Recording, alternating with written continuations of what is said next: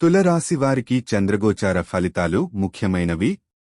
1 ఇంట్లో ఉన్న చంద్రుడు వ్యక్తికి సానుకూల భావనలను, ఆత్మవిశ్వాసాన్ని పెంచుతాడు. ఈ సమయంలో మీరు మీ వ్యక్తిగత జీవితంలో, సంబంధాలలో మరింత సంతృప్తిని అనుభవించవచ్చు.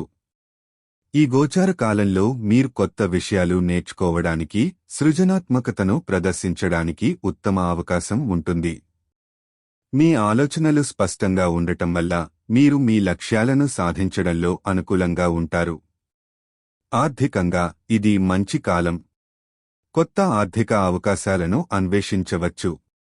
కుటుంబ సంబంధాలలో స్నేహం మరియు అనుసంధానం పెరుగుతుంది.